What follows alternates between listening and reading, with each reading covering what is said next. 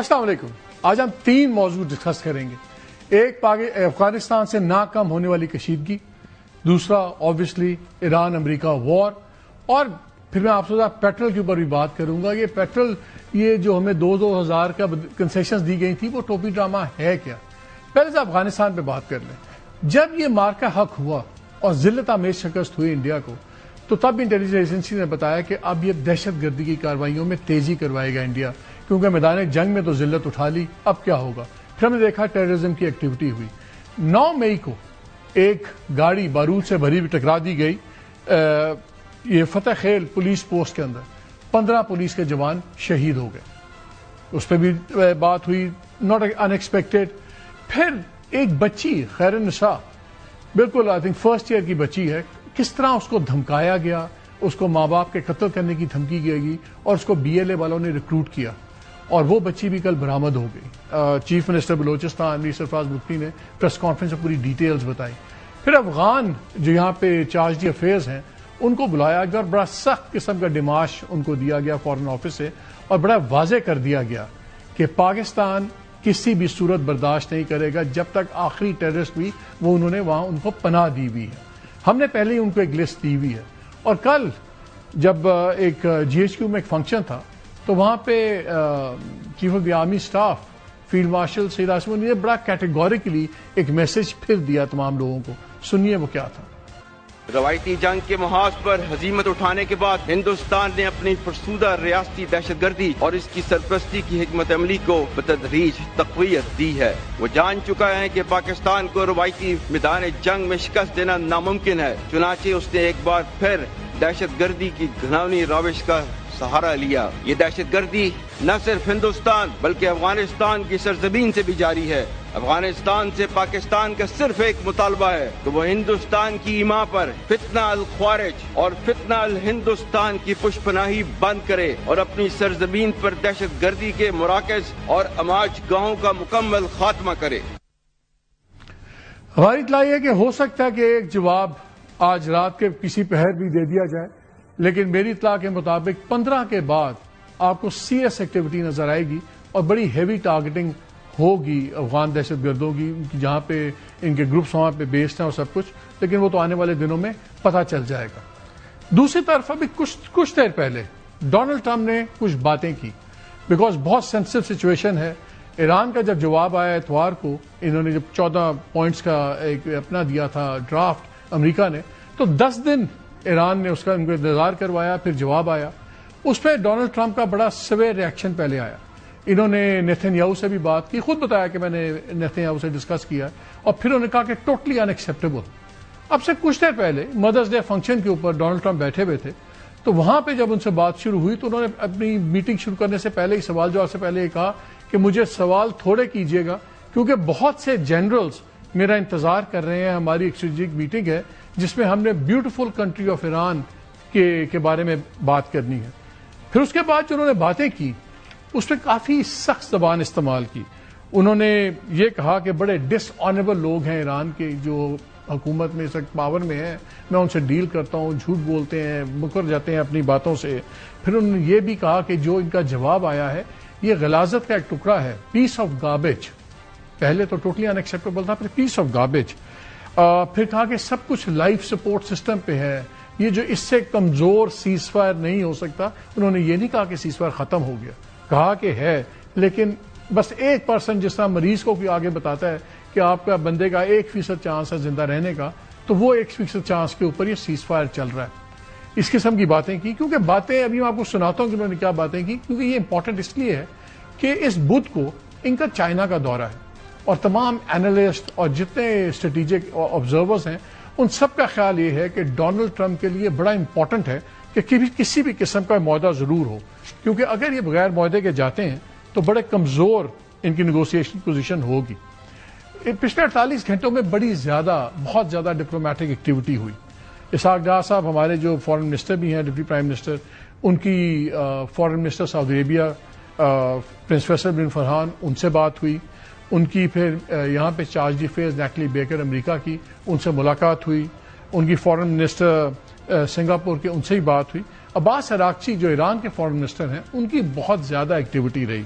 ان کی سعودی عربیہ کے foreign minister سے بات ہوئی، ترکیہ کے فارن منسٹر سے بات ہوئی، ایجپٹ کے فارن منسٹر سے بات ہوئی، ڈچ فارن منسٹر سے بات ہوئی، قطری فارن منسٹر جو بڑی امپورٹنٹ رول اس سے پلے کر رہے ہیں اور پرائم منسٹر بھی ہیں، ان سے بھی بڑی لمبی گفتگو شنید ہوئی.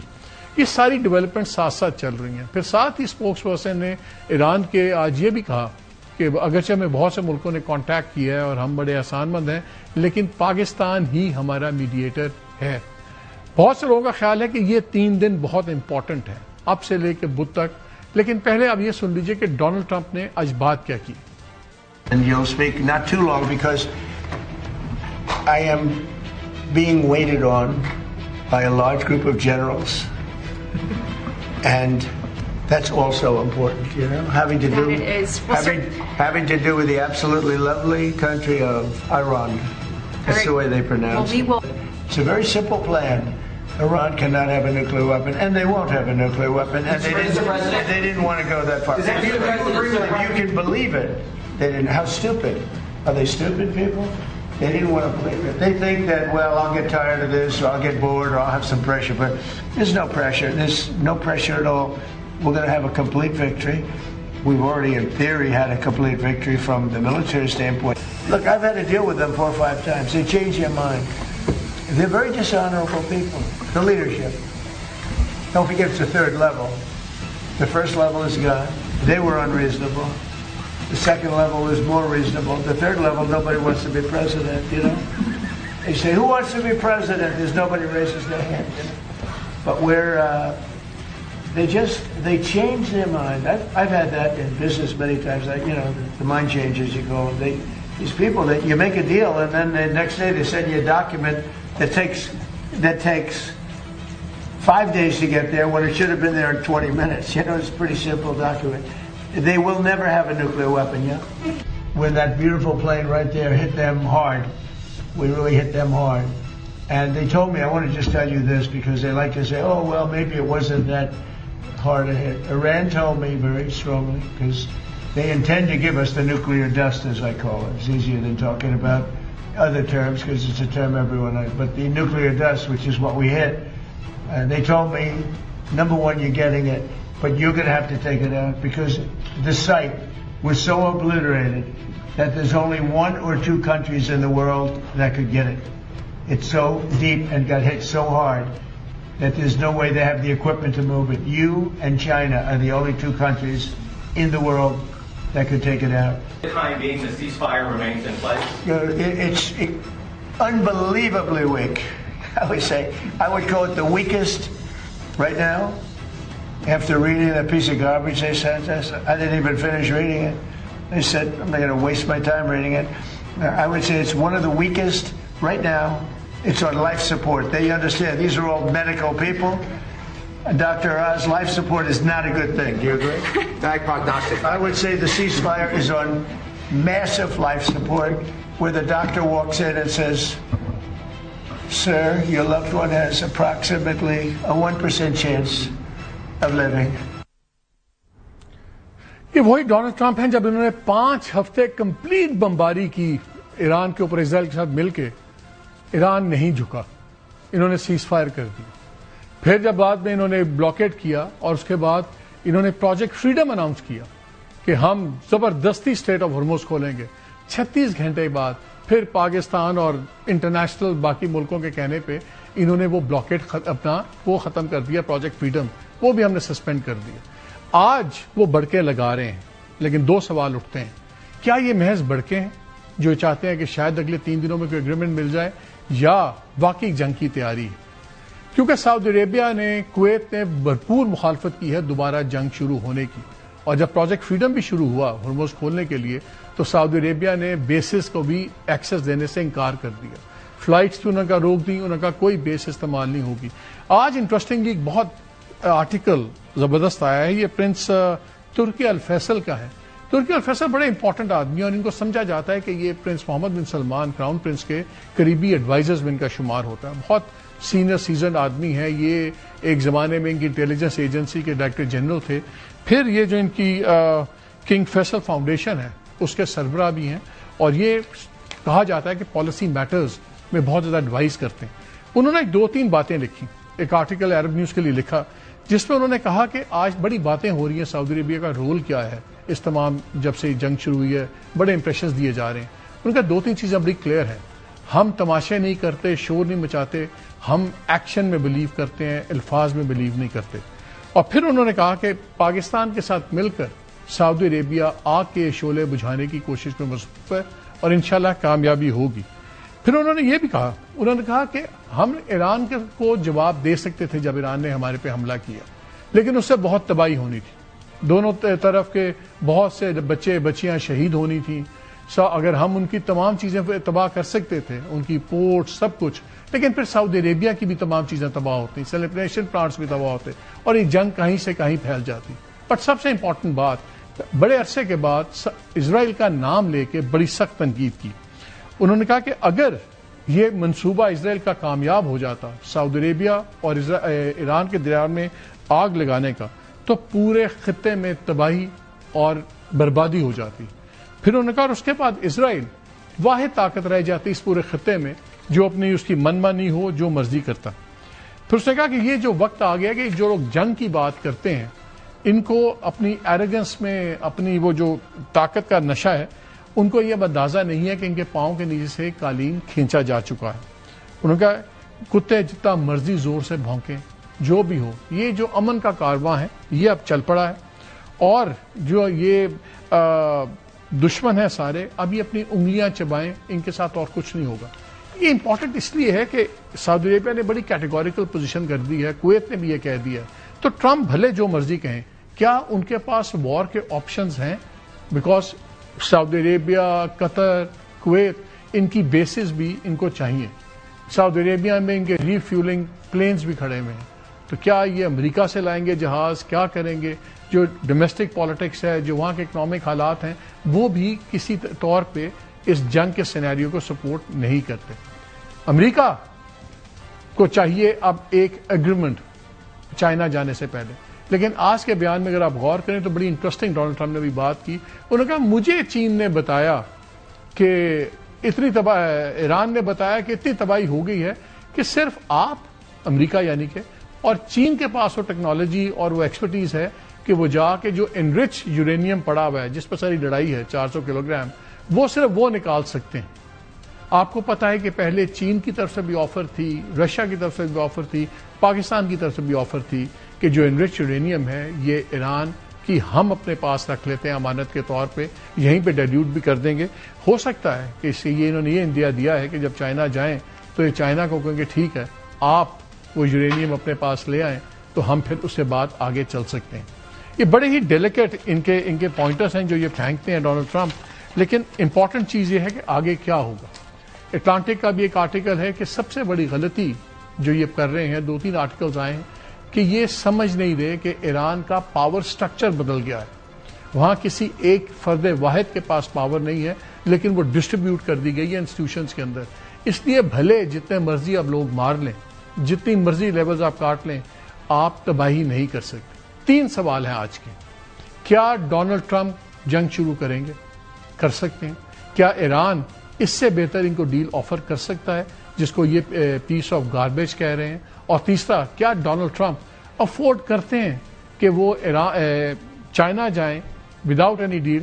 کیونکہ یاد رکھیے انہوں نے جنگ شروع کی تھی اس بات پہ کہ ہم ان کے نیوکلیئر ان سے معاہدہ کروائیں گے کہ ہم نیوکلیئر انریچمنٹ نہیں کریں گے، اپنا یورینیم ہمارے حوالے کر دیں گے اور یہ گھٹنے ٹیک دیں گے. یہ نہیں کر سکے. اب بات جنگ سے پہلے ہرمز ایشو نہیں تھا، آج ہرمز کا کھولنا جنگ بندی کی شرط بن گیا. So he has nothing to show, کچھ نہیں ہے ان کے پاس دکھانے کے لیے. تو یہ ایز اے ویک پریزیڈنٹ جائیں گے. یہ 3 دن ہیں اب ڈیل ہونے کے لیے، تاکہ یہ چائنا کی امپورٹنٹ وزٹ یہ کسی ایک بالکل ہارے ہوئے صدر کی طرح نہ جائیں. یہی ہمارے آج کے سوالات ہوں گے. پروگرام کے اندر ہم بات کریں گے اسامہ بن جاوید سے، بات کریں گے، یہ سینئر رپورٹر ہیں اور اینالسٹ ہیں اور اس خطے میں جنگ کور کر رہے ہیں. پھر شجاع نواز صاحب سے بھی بات کریں گے جو امریکہ میں بیٹھے ہوئے ہیں اور اگین اسٹریٹجک اینالسٹ ہیں، سمجھتے ہیں ان تمام چیزوں کو. تو پہلے ذرا بات کرتے ہیں اسامہ سے کہ لیٹسٹ اپڈیٹ اس خطے میں کیا ہے. السلام علیکم اسامہ. وعلیکم السلام. امریکنوں نے 14 پوائنٹ بھیجے، 10 دن انتظار کروایا ایران نے، پھر جواب بھیجا. پھر نیتنیاہو سے بھی بات ہوتی ہے ٹرمپ کی، پھر نیتنیاہو اپنا ڈونلڈ ٹرمپ کہتا ہے بالکل ٹوٹلی ان ایکسیپٹیبل. اور کچھ دیر پہلے انہوں نے یہ بھی بتایا ایک تقریب میں کہ میرے سے کم سوالات کیجیے گا، میری بریفنگ بڑی امپورٹنٹ ہے، بہت سے جنرلز میرا انتظار کر رہے ہیں، میری ایک ملٹری بریفنگ ہے on the beautiful country of Iran. تو وہ بھی انہوں نے سنا دیا کہ شاید ہم ملٹری پلانز بنا رہے ہیں سب کچھ. ایران لگ رہا ہے کہ بالکل بج نہیں کر رہا، نہیں ہل رہا اپنی جگہ سے. کیا آپ کے خیال میں ایرانی اس کو یہ جو اب آفر آئی ہے وہ کہہ رہے ہیں ہماری بیسٹ اور شاید لاسٹ آفر ہے، کیا واقعی ایسے ہے کہ وہاں آپ کے لوگ کیا بتاتے ہیں کہ ابھی کوئی نرمی آ سکتی ہے ایران کے رویے میں؟ بھائی صاحب میں آپ کو واپس لے جاتا ہوں. جے ڈی وانس نے جب ٹیبل سے اٹھتے ہوئے ایک پریس کانفرنس کی تھی پاکستان میں، جب معاملات تقریباً طے ہو چکے تھے، اور انہوں نے کہا کہ جی بیسٹ اینڈ فائنل آفر، بس اس کے بعد کوئی بات نہیں ہوگی، ٹیک اٹ اور لیو اٹ. اور اس بات کو بھی کئی ہفتے گزر چکے ہیں اور اس کے بعد بہت سارا گیو اینڈ ٹیک جاری ہے. تو جب تک کسی ڈاٹڈ لائن پہ سائن نہیں ہو جاتے اس وقت تک یہ کہنا کہ جی یہ ہماری فائنل آفر ہے، ہم اس کے بعد نہیں ہٹیں گے، یہ میرا خیال ہے یہ ایک ریٹرک تو ہو سکتا ہے، حقیقت پہ مبنی نہیں ہوگا. اس وقت آپ کو نظر یہ آ رہا ہے کہ ایران نے مکمل تیاری یہ کی ہوئی ہے، کیونکہ انہیں یہ اندازہ ہو گیا کہ جتنا وہ امریکی صدر پہ پریشر ڈالتے ہیں وہ ایک پلٹ نہیں کھاتے ہیں اور اس کے بعد دوبارہ اپنے الفاظ پہ واپس چلے جاتے ہیں، ایکسٹینشن بھی مل جاتی ہے، سیز فائر بھی ایکسٹینڈ ہو جاتا ہے. ایران سے معاملات جو ہے وہ اس پہ بات چیت کرنے پہ بھی راضی ہو جاتے ہیں. کبھی وہ کہتے ہیں کہ میں بڑا مہنگا ٹرپ ہے اس وجہ سے اپنے انوائس کو نہیں بھیج رہا ہوں، پھر وہ کہتے ہیں کہ میں خود بھی جا سکتا ہوں. تو اس وقت ابہام جو ہے وہ نظر اس وجہ سے آ رہا ہے کہ یقیناً امریکہ اس میں مکمل طور پہ پھنس چکا ہے، اور ایران کو نظر یہ آ رہا ہے کہ بھئی ان کے پاس بڑی ساری جو ہے وہ گوٹے ہیں کھیلنے کے لیے. تو اس وجہ سے آپ کو معلوم ہو رہا ہے کہ ایران اپنی میکسیملسٹ پوزیشن پہ جا کے اس کو انسسٹ کیے ہوئے. اور یہ بات میں آپ کو دوبارہ شروع میں لے جاتا ہوں، جب ہمارے کچھ لوگوں سے ان کے معاملات شروع ہوئے پاکستان میں، جب بات چیت کے مرحلے کی طرف جا رہے تھے، تو یہ بتایا گیا ہمیں کہ وہاں پہ جو جنگ کا کیمپ ہے وہ خاصا مضبوط ہے، امن کے خواہاں لوگ کم ہیں، اور اس کی بہت ساری وجوہات ہیں. تو ابھی بھی آپ کو نظر آ رہا ہے، چاہے وہ 14 نکات ہوں یا باقی چیزیں ہوں، چاہے اسٹیٹ آف ہارموز کا معاملہ وہیں پر کھڑا ہوا ہے. ایران ابھی بھی اصرار کر رہا ہے. محمد باغی کی ابھی تھوڑی دیر پہلے ایک اسٹیٹمنٹ آئی ہے جس میں انہوں نے کہا ہے کہ جی ہم تو اپنے لیجیٹمیٹ رائٹس پہ ہیں، اور ہماری جو ہے وہ جو ایرانی قوم کے پیسے آپ نے غصب کیے ہوئے ہیں انہیں کھول دیجئے تو ہم جو ہے وہ آپ سے بات چیت کرنے کو تیار ہے. تو پوائنٹس گھوم پھر کے، چاہے آپ اسے کسی طرح کی ملمح سازی کر دیں، گھوم پھر کے وہیں آ جاتے ہیں. State of Hormuz, nuclear programme, frozen assets, اور an end to war end guarantees کے دوبارہ نہیں ہوگی. بہت سارے دوستوں نے انہیں، ایران کے جو دوست اور خیر خواہ ہیں، انہوں نے یہ سمجھایا ہے کہ اس بات کی کوئی گارنٹی نہیں دے سکتا کہ امریکہ اور اسرائیل آپ پہ حملہ نہیں کرے گا. اور وہ اگر آپ سمجھتے ہیں کوئی گارنٹی دے سکتا ہے تو ہمیں بھی بتا دیجئے کہ امریکہ اور اسرائیل. لیکن ان کے بھی میجر جنرل نے ایک انٹرویو دیا ایرانین ٹی وی کو، اس نے کہا کہ جی اب اگر ہوگا تو ہم نئے ٹیکٹکس ہوں گے، نئے ہتھیار بھی ہوں گے، پہلے سے بہتر ہوں گے، اور مور الارمنگ نئے ایریناز بھی کھلیں گے. اب نئے ایریناز میں کہاں لے کے جائیں گے؟ اگر یہ اٹیک کرتے ہیں تو تباہی، وہ بھی تو جواب میں پورے خطے میں تباہی پھیلائیں گے نا. لیکن مجھے ایک بات بتاؤ، ایران کے اندر اب مہنگائی بھی اتنی ہے، 1 ملین کے قریب بتایا جا رہا ہے، لوگ بے روزگار بھی ہوئے ہیں، اس کا پریشر بھی تو ایرانین رجیم پہ ہے یا نہیں ہے؟ بالکل. آپ دیکھیں یہ جو ہے نا ایک بہت اہم چیز ہے جو میرے خیال ہے ہماری جو اس وقت کی انالیسس ہے اس میں مجھے نظر نہیں آ رہی، وہ یہ ہے کہ ایران میں جنگ کے خواہاں ہونے کی وجہ صرف یہ نہیں ہے کہ وہ اپنے آپ کو بڑا برتر سمجھتے ہیں اور وہ دکھانا چاہتے ہیں دنیا کے وہ کس مٹی کے بنے میں. مسئلہ یہ ہے کہ جب تک جنگ طول پکڑے گی ان کے پاس جو ان کے اپنے لوگوں کی جو باغیانہ سوچ ہے، اپنے لوگوں جو حکومت کے مخالف لوگ ہیں، ان کو یکجا رکھنے میں مدد ملے گی. اس وقت تہران میں روزانہ ایک ریلی نکلتی ہے، رات میں لوگ اپنی گاڑیوں میں نکلتے ہیں، جھنڈے لہراتے ہیں، لیکن وہ ریلیاں آپ کو کرمان میں نہیں نظر آ رہی، اصفہان میں نہیں نظر آ رہی، شیراز میں نہیں نظر آ رہی. باقی وہ تمام شہر جہاں پہ آپ نے بہت بڑے بڑے مظاہرے حکومت کے مخالف دیکھے تھے، وہاں پہ حکومت کے حق میں وہ ریلیاں نہیں نظر آ رہی. وہ تو کہہ رہے ہیں نا، وہ جو ان کا گروپ ہے جبی پیاداری، جو انڈیورنس فرنٹ کہتے ہیں، جو ہارڈ لائنرز کے بھی ہارڈ لائنرز ہیں، وہ بڑے اسٹرانگ ہو رہے ہیں، ان ریلیز میں ان کا بہت بڑا ہاتھ ہے. جی میں وہی آپ سے کہہ رہا ہوں کہ یہ ریلیز آپ کو تہران میں نظر آ رہی، لیکن یہ ریلیز باقی شہروں میں نہ نظر آنے. ایک خطرے کی گھنٹی ایرانی حکومت کے لیے یہ ہے کہ جنگ اگر آج بند ہو جاتی، آج امریکہ کہتے ہیں جی ہم نے آپ کے 14 نکات مان لیے، ختم ہو گئے، کل یہ ایرانی قوم جب کھڑی ہوگی جس کو روٹی نہیں ملتی، جس کے پاس آٹا نہیں ہوگا، جس کے پاس بجلی نہیں ہوگی، جس کے پاس روزگار نہیں ہوگا، 2 بڑے شہروں پہ جو امریکہ نے حملے کیے ہیں ایران کے تیل بنانے کی جگہوں پہ، وہاں پہ صرف اس جگہ کے مقامی لوگ نہیں، ہزاروں لوگ نارتھ ساؤتھ ایسٹ ویسٹ سے آ کے وہاں پہ ملازمت کرتے تھے اور وہ بے روزگار ہو چکے ہیں۔ ایران کی اپنی صورتحال خاصی دگرگوں ہے معاشی طور پہ، تو اس لیے یہ جو آپ کو نظر آ رہا ہے کہ ایران میں لوگ خواہاں ہیں کہ جی جنگ ہو، جنگ طول پکڑے، اس کی 2 وجوہات ہیں۔ ایک یہ کہ جو نئے آنے والے جرنیل اور عسکری قیادت ہے انہیں یہ دکھانا ہے کہ ان کے پاس بھی یہ صلاحیت موجود ہے کہ وہ لڑ سکتے ہیں۔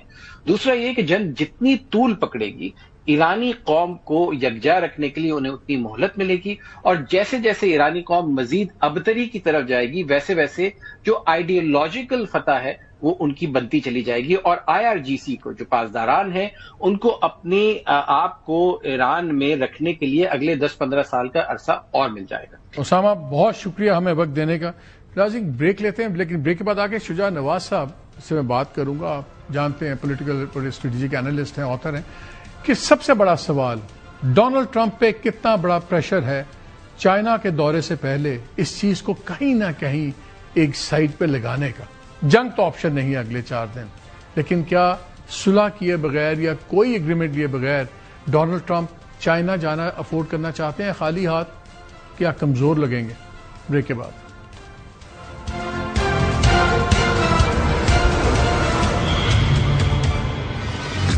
جی ویلکم بیک۔ ہمارے ساتھ موجود ہیں شجاع نواز صاحب، noted political and strategic analyst, author. السلام علیکم۔ وعلیکم السلام۔ شجاع صاحب یہ بتائیں ویئر ڈو وی اسٹینڈ؟ پہلے تو 10 دن انتظار کروایا ایرانیئنز نے امریکنوں کو، ان کو جو لاسٹ انہوں نے کاؤنٹر آفر دیتے ہوئے، پھر وہ آئی، پھر اطلاعات آتی ہیں کہ ٹرمپ صاحب نے نیتن یاہو کے ساتھ بات کی، پھر بڑا سخت ٹویٹ آتا ہے کہ بالکل ٹوٹلی ان ایکسیپٹیبل، پھر اس کے بعد ایک لمبا ٹویٹ آتا ہے کہ یہ بالکل 47 سال انہوں نے سب کو الو بنایا ہوا ہے اور سمپلی لے جاتے رہے ہیں۔ پھر انہوں نے اپنے 2 پریزیڈنٹس کو رگڑ دیا، براک اوباما کو، جو بائیڈن کو، اور ان میں یہ کہا کہ ہنستے ہیں امریکنوں پہ ایرانی، ہمارے لوگ بھی مارتے ہیں اور سب کچھ کرتے ہیں اور they won't be laughing any more. میں ایران کے پیپرز کی ہیڈ لائنز دیکھ رہا تھا کل اور آج کی، خاص طور پہ آج کے جو پیپرز ہیں تمام جنگ کی بات کر رہے ہیں، جیسے ریڈی ہیں، ہم مرنے کٹنے پہ تیار ہیں، اور ایون جو گورنمنٹ کے پیپرز ہیں، اور وہاں پہ بڑی سٹرانگ اوپینین آ رہی ہے کہ یہ ہوگا اور ہم جنگ کی طرف شاید جا رہے ہیں۔ آپ مجھے بتائیں کہ اب چائنا جا رہے ہیں ڈونلڈ ٹرمپ ان 3 days ٹائم، اور سب کا خیال تھا کہ اگر وہ ایمٹی ہینڈڈ گئے تو بڑی ویک بارگیننگ پوزیشن میں ہوں گے، and he should be desperate right now. کیا آپ کو لگتا ہے کہ ابھی بھی ایکٹیویٹی تو بہت ہے، diplomatic activity, everybody is talking to somebody, کیا واقعی ہم جنگ کی طرف جا رہے ہیں یا ابھی بھی ایک پاسبلٹی ہے اگلے 3-4 دنوں میں؟ یہ بڑے کرٹیکل دن ہیں، آپ کو کیا نظر آتا ہے؟ میں سمجھتا ہوں کہ سولوشن پہلے بھی حاضر تھی اور اب بھی حاضر ہے، اور وہ یہی کہ منزل بہ منزل اگریمنٹ کریں، لیکن اس سے پہلے جنگ بندی کریں اور اسٹریٹ آف ہارموز کو کھول دیں۔ جب یہ ہو جائے گا تو ظاہر ہے اس کے ساتھ بلاکیڈ بھی ختم ہوگی، اور پھر یہ سینکشنز لفٹ کرنا یا امریکہ نے جو ایران کے رقم دبائی ہوئی تھی اس کو ریلیز کرنا، یہ سب باتیں ہو سکتی ہیں۔ اور نیوکلیئر کے اوپر ایک علیحدہ کافی لمبی اور ڈیٹیل ڈسکشن کی ضرورت ہے، کیونکہ ظاہر ہے کہ 2015 سے لے کے اب تک کافی صورتحال تبدیل ہو چکی ہے، اور ایران کے پاس ایسی صلاحیت ہے کہ وہ جو بھی ان کے پاس پیسفل یوزز کے لیے یورینیم ہے اس کو فوراً ہائیلی انرچ بنا سکتے ہیں۔ تو یہ سب سے بڑا جو خطرہ امریکہ کے سامنے ہے وہ یہ ہے کہ Iran will go back on the nuclear path. تو میں سمجھتا ہوں کہ اس وقت دونوں ممالک جو ہے ان کا دیوالا نکل رہا ہے، جو خرچہ ہو رہا ہے اور جو نقصان ان کو پہنچ رہا ہے ہارموز کے بند ہونے سے۔ لیکن یہ پتہ ہے آپشن، یہ تو آپ جو کہہ رہے ہیں یہ تو ایک بڑا پاتھ ہے نا کہ سولوشن کا، یہ تو نظر آ رہا ہے ہمیں کہ بڑا لاجیکل یہ پاتھ ہے، لیکن اس وقت ٹرمپ کی پرسنالٹی بھی ہے ٹرمپ کے پاس اس وقت آپشن کیا ہے؟ میرے دو سوال ہیں. بڑی ایک کریٹیکل میٹنگ ہوئی اراکچی صاحب کی بیجنگ کے اندر with the Chinese foreign minister. اس کے بعد جو چائنیز اسٹیٹمنٹ آئی وہ کافی ہارش تھی. انہوں نے کہا کہ ہم سوورینٹی کی ان کی بات کرتے ہیں اور ہم ٹیریٹوریل سوورینٹی اینڈ ڈگنیٹی دونوں کی بات کرتے ہیں. از اٹ پاسبل کہ چائنا اور ایران کے درمیان میں کوئی ڈپلومیٹک اسٹریٹجک انیشیٹو بھی ڈیزائن ہوا کہ ٹھیک ہے رکھو پریشر ٹرمپ کے اوپر, حوصلے میں رہو, آنے دو, اگر خالی ہاتھ آتا ہے تو ہی لوزز اے لاٹ مور. یہاں پہ نیگوشیٹنگ ٹیبل پہ ٹرمپ پہ کتنا پریشر ہے؟ کیا وہ افورڈ کرتا ہے ایران میں جب جائے بیجنگ تو وہ جو جنگ جن گراؤنڈز پہ اس نے شروع کی تھی, اس کا خیال تھا گر جائے گا ایران, لمبا پڑ جائے گا, نیوکلیر پہ بات ہو جائے گی. اگر ایمٹی ہینڈڈ جاتا ہے بیجنگ, کیا ٹرمپ ایمٹی ہینڈڈ جانا افورڈ کرتا ہے؟ He'll be in a weak position if he goes empty-handed without something جو کہ چین کے لیڈرز کے ساتھ ملاقات میں وہ کچھ فیصلے کر سکے اور ایران کا مسئلہ کچھ حد تک حل کر سکے. اب کیلنڈر اس کے خلاف ہے اور یہ نتن یاہو کو بھی معلوم ہے کہ کیلنڈر ان دونوں کے خلاف ہے, کیونکہ یہ وزٹ تو آنے والی ہے اس ہفتے. تو اس وزٹ کے دوران بھی ظاہر ہے جنگ نہیں ہو سکتی, کیونکہ اگر ہوئی تو پھر it will cloud every thing. باقی جو ٹریڈ اور دوسرے مسائل پہ انہوں نے بات چیت کرنی ہے وہ سیکنڈ اور تھرڈ آرڈر پہ ہو جائیں گے. تو میں سمجھتا ہوں کہ اس ہفتے دھمکیاں دینا یا جنگ شروع کرنا جو ہے یہ بہت بڑی غلطی ہوگی. لیکن صدر ٹرمپ نے پہلے بھی بڑی بڑی غلطیاں کی ہیں اور یہ گریز نہیں ہے ان سے کہ وہ شاید یہ سمجھے کہ اسرائیل کے ساتھ مل کے ایک فائنل اٹیک کرے اور اس کے بعد وہ کہیں کہ وکٹری از آرز. لیکن ان پہ پریشر بہت ہے domestically. Sir just kindly hold your thought for a minute. جی آپ نے جو بات کی نا کہ ایک دو تین دن کا بلٹس کا کھو اور ایسی تباہی پھیلے اور پھر وہ نکل جائے. اٹلانٹک کا ایک بڑا اچھا ایک انالیسس چھپا ہوا ہے. اس میں اٹلانٹک نے آرگیو کیا ہے کہ اگر یہ اٹیک کریں گے دو تین دن, بہت ہیوی اٹیک کریں اپنی وکٹری پریڈ کے لیے, تو ایران نے بھی کاؤنٹر کرنا ہے. ایران کے جنرل نے بھی کہا ہے کہ نیو ویپنری بھی ہوگی, نیو ایریناز بھی کھل جائیں گے, تو ہمیں نہیں پتا وہ کیا کریں گے. تو اس نے کہا یہ بھی ہو سکتا ہے کہ یہ دو تین دن جو اپنی فتح کے لیے بہانہ ایگزٹ بنا رہے ہوں, ایران بھی جب اس میں میسو اٹیکس کرے ریجن میں تو اس سے جو تباہی ہو وہ دہائیاں تو چھوڑیں, لیکن کم از کم کئی سال تک انفراسٹرکچر اتنا ڈیمیج ہو جائے گا کہ جس کی کاسٹ امریکن بھی بھریں گے, پورا خطہ بھی بھرے گا. تو وہ اتنی ایزی کوئی وہ وکٹری پریڈ نہیں ہے کہ آپ آئیں گے دو دن بامبنگ کریں گے اور چلے جائیں گے اور ایرانی آگے سے خطے کو نشانہ نہیں بنائیں گے. تو میں اس لیے پوچھوں کہ کیا اب وہ آپشن کہ دو دن ڈرامہ کرو, ہم نے تباہ کر دیا نیوکلیر, اگلے 100 سال نہیں بنا سکتے, اینڈ یو مارچ آف, وہ ون سائیڈڈ تو نہیں ہوگا نا. ایران نے تو اناؤنس کر دیا کہ ہم پھر پورے خطے میں اس کو اور بھی تباہی پھیلائیں گے. تو کیا وہ آپشن ابھی ہے ٹرمپ کے پاس؟ میں سمجھتا ہوں کہ نہیں ہے وہ آپشن, اس لیے کہ اب اس کی اپوزیشن بہت ہے خطے سے, سعودی عرب کی طرف سے بھی اور دوسرے ممالک کی طرف سے بھی, کویت کی طرف سے, قطر کی طرف سے اپوزیشن ہوگی. آپ کو معلوم ہے کہ قطر کی کچھ کشتیاں پاکستان کو پہنچ بھی گئی ہیں اور 4 کشتیوں کا ٹوٹل اگریمنٹ ہوا ہے. تو یہ آہستہ آہستہ اسٹریٹ آف ہارموز کھلے گی. لیکن اگر اٹیک ہوا اور پھر ایران کے پاس ہتھیار تو بہت ہیں, اور یہ CIA کی اپنی جو انالیسس ہے اس سے ظاہر یہی ہوتا ہے کہ زیادہ تر ان کا نقصان نہیں ہوا جتنا کہ شروع میں سمجھا جاتا تھا. اس کے علاوہ ڈومیسٹکلی پریشر بہت ہے پریزیڈنٹ ٹرمپ پہ, اور اس کو یہ سمجھنا چاہیے کہ تقریباً ہر مین ٹاپک پہ 60% سے زیادہ لوگ انہیں اپوز کر رہے ہیں. اور جب یہ اب 37% ان کی اوور آل اپروول ریٹنگ سے 34 پہ آ گئی, پھر کم ہو جائے گی. آپ کو یاد ہوگا کہ صدر نکسن پہ جب امپیچمنٹ شروع ہونے کا دعویٰ کیا گیا تھا تو اس وقت ان کی اپروول ریٹنگ 27% تھی, and he had to resign. تو 30% سے نیچے جب ہوا تو صدر ٹرمپ کے پاس کچھ نہیں رہے گا ڈومیسٹکلی, پھر ان کی پارٹی بھی شاید کچھ چھوڑ دے. کیونکہ سر یہ جب انہوں نے بات کی پہلے میں ان کا اکنامک ڈیٹا دیکھ رہا تھا. پہلے ان کی اسیسمنٹ غلط ہوئی کہ 5 ہفتے انہوں نے خوفناک بمباری کی ہے امریکہ نے اور اسرائیل نے. یہ ان کو ملٹریلی تباہ نہیں کر سکے. بلاکیڈ لگایا تو ٹرمپ نے کہا کہ یہ 3-4 ہفتے کی بات ہے. ان کا سیکرٹری ٹریجری بھی یہی کہہ رہا تھا. اب جتنے انڈیپینڈنٹ اکانومسٹ ہیں وہ کہتے ہیں ٹھیک ہے بڑی مہنگائی ہو گئی ہے, تباہی پھری ہوئی ہے, ایران میں بھی اس وقت چیزیں ہیں لیکن انفلیشن 75% ٹچ کر رہی ہے, لیکن ایران کے پاس 3-4 مہینے وہ سروائیو کرنے کی ریسورسز ہیں.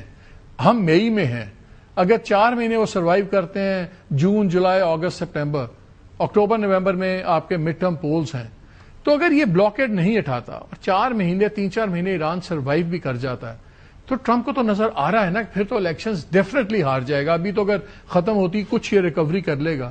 تو میں اس لیے آپ سے پوچھتا ہوں کہ یہ جو پبلک ڈپلومیسی کر رہے ہیں through Twitter and through his Truth Social and all that, یہ لاجک سمجھائیں کہ یہ کیا لاجک ہے کہ he paints himself in a corner every time. اس میں کوئی منطق نہیں ہے. ان کی صرف مطلب ذاتیت ہے, وہ پرسنل اٹیکس یا ایران کی پوری قوم پہ اٹیک ٹویٹر پہ کرتے ہیں. اور میں سمجھتا ہوں کہ بجائے بات چیت کے یہ لگتا ہے کہ خالی کمرے میں باز گشت ہو رہی ہے کہ وہی چیزیں ریپیٹ ہو رہی ہیں. اب ایران کی طرف سے بھی جو پروپوزلز آئے ہیں یہ وہی پروپوزلز ہیں جو کہ اسلام آباد میں ڈسکس ہوئے تھے, تو اس میں کوئی نئی بات نہیں ہے اور کوئی امریکہ کے لیے نئی بات نہیں ہونی چاہیے. جہاں تک خرچے کا تعلق ہے, امریکہ نے جو اپنی کانگریس کو بتایا کہ ہم نے 26 یا 25 بلین ڈالر خرچ کیے, وہ تو بالکل غلط ہے کیونکہ یہ کیش فلو اکاؤنٹنگ کر رہی ہے پینٹاگون, اور اگر وہ اکروول اکاؤنٹنگ کریں تو کئی گنا اس سے زیادہ خرچہ ہوگا. اور 200 بلین ڈالر انہوں نے مانگے ہیں جنگ کے لیے. اور اس کے علاوہ اس سال امریکہ کی جو پینٹاگون کا بجٹ ہے وہ $1.5 ٹریلین ہے, تقریباً 600 بلین ڈالر کا اضافہ ہے پچھلے سال سے. تو یہ سب اس جنگ کی وجہ سے ہے اور اس کے اثرات کافی دور رس ہوں گے امریکہ کی اکانومی پہ. ایک بڑی انٹرسٹنگ کیلکولیشن ہے جو ایک اکانومسٹ نے کی ہے, وہ ہے کہ جو آئل پرائسز کی موومنٹ ہوئی ہے اور جو اسٹاک ایکسچینج کی موومنٹ ہوئی ہے کہ ٹوٹل 5% لوور ہے stocks compared to before the war. اور اس لیے لگتا یہ ہے کہ $3 ٹریلین جو ہے وہ بالکل اڑ گئے ہیں اسٹاک مارکیٹ ویلیو سے. تو یہ جو ان چیزوں کے اثرات ہیں اور ان کا جو پریشر ہے یہ بہت زیادہ ہے صدر ٹرمپ پہ اور ان کی پارٹی پہ. اور پارٹی ابھی انہوں نے پچھلے دنوں ایک وہ بھی خبر چلی جو ڈینائی نہیں کی وائٹ ہاؤس نے کہ انہوں نے اپنی انٹیلیجنس ایجنسیز کو کہا کہ ہمیں ذرا امپیکٹ بتائیے کہ اگر میں اس وقت وکٹری کر کے نکل جاؤں اناؤنس کر کے تو اس کا کیا امپیکٹ ہوگا. سو ہی ڈیفینیٹلی از کنسیڈرنگ. لیکن میں آپ نے خطے کی بات کی, آج بڑا انٹرسٹنگ آرٹیکل چھپا ہوا ہے ترکی فیصل کا جو فارمر ان کے ہیڈ آف انٹیلیجنس بھی تھے اینڈ ویری ویری کی فگر. اس پہ انہوں نے کہا کہ بڑی باتیں ہو رہی تھی سعودی عربیہ کا کیا رول ہے, تو سعودی عربیہ باتوں میں بلیو نہیں کرتا, ایکشن میں بلیو کرتا ہے. لیکن انٹرسٹنگ پہلی دفعہ میں دیکھ رہا ہوں کہ آبویسلی اور وہ ان کی فاؤنڈیشن کے ہیڈ بھی ہیں, سو وہ جو بات کریں گے آفیشیل ویو پوائنٹ ہی وہ بات کریں گے.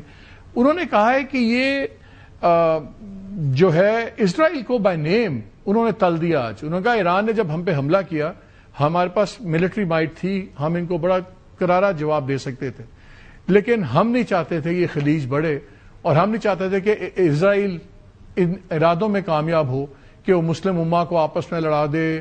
اور پھر انہوں نے اسرائیل کو 2-3 دفعہ اس آرٹیکل میں بڑا رگڑا ہے. ابھی تک سعودی عربیہ بڑی ایک اور قسم کی زبان استعمال کر رہا تھا. تو یہ جو آرٹیکل آیا ہے ترکی بن فیصل کا, اس کا کیا مطلب ہے کہ now Saudis have clearly told امریکہ کہ بس اب ہم اس کے آگے نہیں چلیں گے. انہوں نے تو یہ جو تھا فریڈم والا پروجیکٹ فریڈم, اس میں بھی ایئر سپیس بند کر دی تھی, انہوں نے اپنی بیس کو بھی نہیں یوز ہونے دیا تھا. اب جو اسرائیل کو اس طرح بائی نیم لے کے جو انہوں نے تل دیا بڑا ٹکا کے, سو یہ ایک ایڈٹ پریشر ہے اب امریکہ کے اوپر, ٹرمپ کے اوپر. بالکل, یہ نہ صرف سعودیز کی طرف سے لیکن کویت کی طرف سے بھی کہ ایئر بیسز اور ایئر سپیس وغیرہ وہ کہتے ہیں کہ ہم نہیں اجازت دیں گے.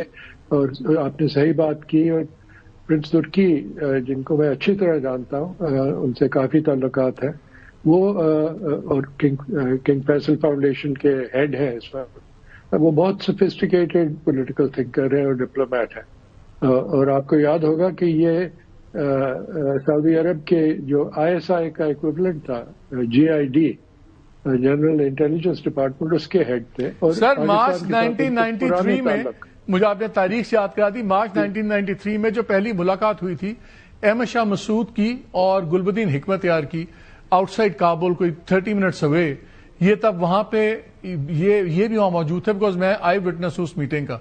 हमें आंखों पे कपड़े बांध के वो ले गए थे एक जीप में, तो वहां पे भी ये थे। तो he is a part of history Saudi Arabia की। नहीं, I will take you back further in the after the Russian invasion, Soviet invasion of Afghanistan, जो एक ग्रुप जो बना था, जो पाकिस्तान आ गए थे, और फिर गुलबदीन भी था उसमें और दूसरे भी लीडर्स थे, उनके साथ इनका ताल्लुक था। और अमेरिका के आने से पहले सऊदी अरब ने इंटेलिजेंस ब्यूरो के साथ, उस वक्त का इतना भारी हाथ नहीं था, इंटेलिजेंस ब्यूरो के साथ मिलके और एक ऑपोजिशन ट्रेन करनी शुरू की, और फिर बाद में अमेरिका शामिल हुआ उस जंग में।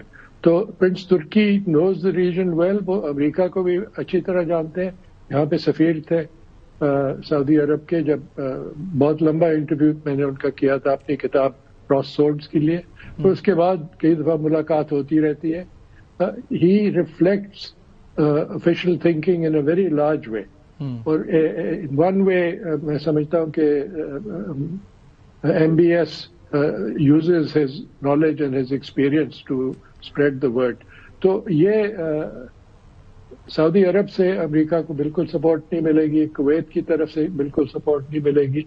तो ये अटैक कहाँ से करेंगे? ये रिफ्यूलिंग करेंगे, क्या करेंगे? अब ईरान के पास बहुत कुछ है अभी भी, और उन्होंने संभाल के रखा हुआ है, लेकिन उसके अलावा उनके ट्रेडिंग रूट्स भी जो है वो it's not a land locked country. ये समझते हैं कि हॉर्मुज बंद करने से ईरान का दिवाला हो जाएगा। आप बहरे कज़वीन का देखें, Caspian C, it's a large lake, largest lake in the world, जो जापान के साइज के मुताबिक तकरीबन बराबर है। और वहां पे कॉन्स्टेंटली रशियन शिप्स जाती है travelling from Russian to Iranian ports, और वो बगैर ट्रांसपॉन्डर्स के जाती हैं कि ताकि उन्हें कोई डिटेक्ट ना कर सके सैटेलाइट ट्रैफिक से। तो एक वो रूट भी खुला हुआ है, चीन का रूट खुला हुआ है थ्रू सेंट्रल एशिया। तो ईरान की ट्रेड पे नुकसान तो हो रहा है, लेकिन इतना नहीं जितना कि इन्होंने समझा। ये बताएं शुजा भाई कि ये अब चाइना के अंदर सफीर हैं ईरान के, उन्होंने कहा कि जी जो इंटरनेशनल गारंटीज हैं, चाइना भी वो गारंटीज दे सकता है और वो एक्सेप्टेबल होंगी। सो अब चाइना क्लियरली प्रोनाउंस रोल अब अडॉप्ट कर रहा है सारे मामलात के अंदर। उनका बुलाना, उनको एक दिन पहले अचानक बुलाना और फिर सारी बात होनी, स्टेटमेंट्स निकलनी, तो ये सारा ऑब्वियसली उनको पता था कि कुछ दिनों के बाद डोनाल्ड ट्रंप आ रहा है, तो सारी चीजें अब विप अप हो रही हैं। तो फिर आपके ख्याल में अगले 3-4 दिन बड़े क्रिटिकल होंगे, बिकॉज बिहाइंड द सीन्स जो चल रहा है, पाकिस्तान भी भरपूर कोशिशें कर रहा है, कतर की बड़ी स्ट्रांग स्टेटमेंट आई है, बल्कि आज फॉरेन स्पोक्स पर्सन जो इरानियन फॉरेन मिनिस्ट्री के हैं, उन्होंने कहा जी बड़े मुल्कों ने हमें कांटेक्ट किया, हम बड़ा सबका शुक्रिया अदा कर रहे हैं, लेकिन पाकिस्तान हमारा मीडिएटर है। कतर ने भी पूरा सपोर्ट पाकिस्तान के पीछे फेंका है। तो इसका मतलब अभी ये 3-4 दिन जो हैं बिफोर हिज चाइना विजिट, ये बड़े प्रोडक्टिव हो सकते हैं, अभी भी इसमें कोई डील निकल सकती है। बिल्कुल, और मैं समझता हूं कि बहुत अच्छा मौका है सदर ट्रंप के लिए भी, और कहे कि मुझे बहुत रिक्वेस्ट किया तमाम मुल्कों ने। आपने चीन का जिक्र किया, रूस ने भी, सदर पुतिन ने कल तकरीर जो की उसमें कहा कि we will take all the enriched uranium, हमने पहले भी ली थी और हम उसको सेफ कीपिंग के लिए रखेंगे IAEA के साथ।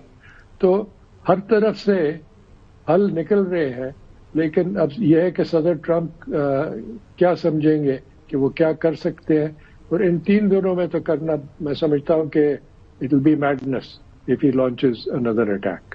लेकिन इन 3 दिनों में डिप्लोमेटिक एक फ्रेमवर्क तो बन सकता है, क्योंकि ईरान ने यह आज अनाउंस किया है कि जी इन अ वे वो آفیشلی تو نہیں کہا لیکن جن ایجنسیز نے خبریں رپورٹ کی ہیں وہ سیمی آفیشلی ہیں, so it's as good as they themselves saying it. انہوں نے کہا کہ یہ ہماری بیسٹ آفر ہے آن دا ٹیبل, بیسکلی اس سے بہتر آفر آپ کو نہیں ملے گی.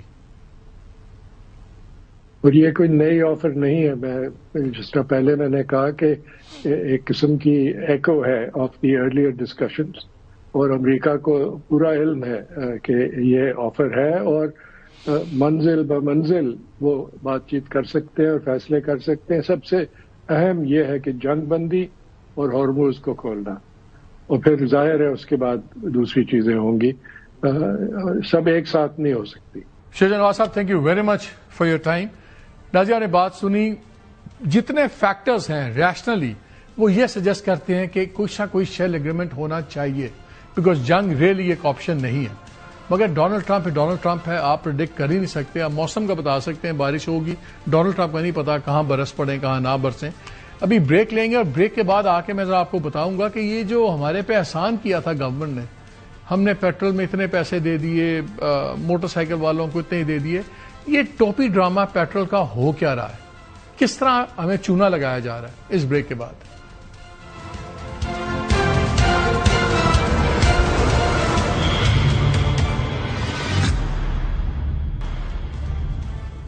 جی ویلکم بیک. بریک سے پہلے میں نے کہا تھا ایک کوئک بات کریں گے پیٹرول کے اوپر. پیٹرول پہ ہمارے ساتھ کیا ہو رہا ہے؟ لگتا ہے جنگ صرف ہمارے لیے ہو رہی ہے, باقی انڈیا کو فرق نہیں پڑ رہا, دوسرے ممالک کو فرق نہیں پڑ رہا. ہمارے یہاں قریباً جو قیمتیں ہیں پیٹرول اور ڈیزل کی 28 فروری کے بعد جب یہ شروع ہوا سارا کچھ 60% سے زیادہ قیمتیں بڑھی ہیں. اگر آپ لیوی اور دوسرے ٹیکسز ملا لیں تو ہر لیٹر پہ تقریباً 196 روپے حکومت کی جیب میں جا رہے ہیں. واٹ ایور ہمیں جو پیٹرول بتایا جاتا ہے, اگرچہ اس کی ہمیں یہ بھی نہیں بتایا جاتا کہ یار اسپاٹ بائنگ کتنی ہو رہی ہے, 3 مہینے کے آگے کی کتنے ہم نے آرڈرز بک کیے ہوئے, لیکن 196 روپے. پھر بڑا احسان کیا گیا سب پہ کہ جی موٹر سائیکلوں والوں کو ہم مہینے کا 2000 روپے کی سبسڈی دے رہے ہیں. چلے ایک سمپل سی میتھس کرتے ہیں. اگر ایک موٹر سائیکل والا ہے جو روز کا کم از کم 1 لیٹر تو ڈالے گا نا, گھر سے دفتر جانے کے لیے آنے کے لیے 1 لیٹر تو ڈالے گا, تو مہینے میں 26 سے 30 لیٹر. اگر تو وہ سرکاری ملازم ہے تو 26 دن نوکری کر لے گا, دوسرے کاروباری جائیں گے 30 دن, 30 لیٹرز لگا لیں. مہینے کا آپ اس کی جیب سے نکال رہے ہیں 6000 روپے ایکسٹرا. اگر آپ نے 2000 اس کو واپس کر بھی دیا, آپ نے پھر بھی 4000 اس کے جیب سے نکال لی.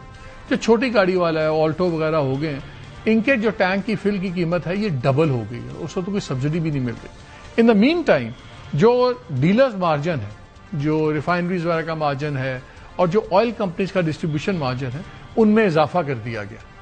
سو ان کے پروفٹس بڑھ رہے ہیں, آپ کی میری جیب سے پیسے نکل رہے ہیں. 2000 بتائے جاتے ہیں, آپ پہ احسان کیا گیا ہے, اور 4000 اسی موٹر سائیکل والے سے ایکسٹرا لیے جاتے ہیں. کمپیریزن ذرا میں آپ کو ریجن میں دکھا دوں. پاکستان کے اندر 61% پلس ہی بلکہ اضافہ ہوا ان دنوں میں. بھارت میں کوئی اضافہ نہیں ہوا, وہیں پہ بات ہے. بنگلہ دیش میں صرف 16% اضافہ ہوا. سری لنکا میں 38% اضافہ ہوا, لیکن سری لنکا کی بہت حالات خراب تھے. آپ کو یاد ہے ایک باری تو فیول شارٹیج اتنی ہو گئی تھی کہ گورنمنٹ ہی الٹ گئی, اور پھر نئی حکومت آ گئی, انہوں نے وہاں پرائم منسٹر کا, پریزیڈنٹ کا, وزیروں کے گھر جلا دیے. وہاں پہ 38% بڑھا, ہمارے یہاں 61%, اور اس کے بعد بھی ہمارے پہ احسان جتائے جاتے ہیں. ان دا مین ٹائم جب آپ دیکھیں تو 85,000 پلس گاڑیاں گورنمنٹ کی ہم بھگت رہے ہیں. جب آپ موٹر کیٹس دیکھتے ہیں تو اس میں آپ کو BMW، مرسیڈیزز، V8 یہ نظر آتے ہیں. BMW دی جا رہی ہیں جوڈیشری کے لیے, V8 لیے جاتے ہیں بیوروکریٹس کے لیے. ان کے گھروں کے لیے 3 گاڑیاں ابھی اناؤنس کی گئی ہیں پنجاب گورنمنٹ کے اندر بھی. پھر فیول کی بھی ان کو چیز دیا ہے. جو پرائیویٹ یوز کی گاڑی ہیں اس کے پیٹرول کا بھی خرچہ آپ اور میں دیتے ہیں. یہ ہے. اور دوسری طرف موٹر بائک والے کو 2000 سنا کے دوسرے جیب سے اس کے 4000 نکال لیا جاتا ہے. یہ ہو رہا ہے اس ملک میں. اجازت دیجیے, اللہ حافظ.